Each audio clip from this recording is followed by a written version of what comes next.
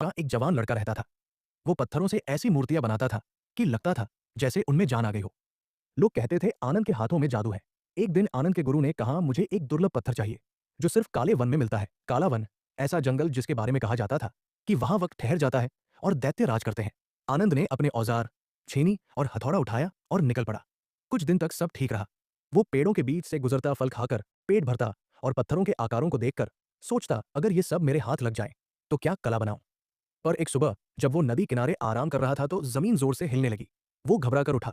उसके सामने एक विशाल दैत्य खड़ा था। नाम था महाकुर। उसकी चमड़ी पत्थर जैसी सख्त थी, आंखें जलते कोयले जैसी। दैत्य ने गुर्राकर कहा, ओह, एक नन्हा इंसान मेरी सीमा में क्या कर रहा है? अब तू मेरा गुलाम होगा। आनंद कांपते हुए बोला, मैं तो बस एक मूर्तिकार हूं, किसी को नुकसान नहीं पहुंचाना चाहता। दैत्य हंस पड़ा, मूर्तिकार? अच्छा है, मेरे काम का आदमी मिल गया। अब तू यही रहेगा और मेरे कहने पर काम करेगा। आनंद के दिन मुश्किल भरे हो गए। वो रोज दैत्य के लिए पत्थर ढोता, गुफाएं साफ करता और उसकी बेमतलब की बातें झेलता। महाकुर क्रूर और आलसी था, गुस्से में छोटी बात पर मार देता। आनंद हर रात सोचता, काश किसी तरह भाग पाओ। एक रात मौका मिला। दैत्य गहरी नींद में था। आनंद धीरे धीरे पहाड़ी से नीचे उतरने लगा। बस कुछ कदम और, तभी पीछे से गड़गड़ाहट हुई। दैत्य जाग गया। उसने एक झटके में आनंद को पकड़ लिया और गरजा, भागने की कोशिश की। अब तुझे मजा चखाता हूं। उसने आनंद को एक बड़े बरगद के पेड़ में लोहे की जंजीरों में बांध दिया। दैत्य गरजा, फिर कभी भागने की सोचना भी मत, नहीं तो तेरी हड्डियां तोड़ दूंगा। आनंद की आंखों से आंसू बह निकले।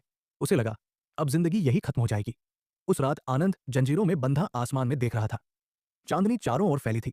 अचानक उसके सामने हल्की सी चमक दिखाई दी। छोटे छोटे, उजले और उड़ते हुए जीव, वन परियां। उनमें से एक सबसे चमकदार थी, रोहिणी, परियों की रानी। वो धीरे से बोली, नेक दिल वाले इंसान, हम तुम्हारा दुख जानते हैं। महाकुर ने सालों से इस जंगल को बर्बाद किया है। हम सीधे उससे नहीं लड़ सकते। हमारा जादू बड़े जीवों पर असर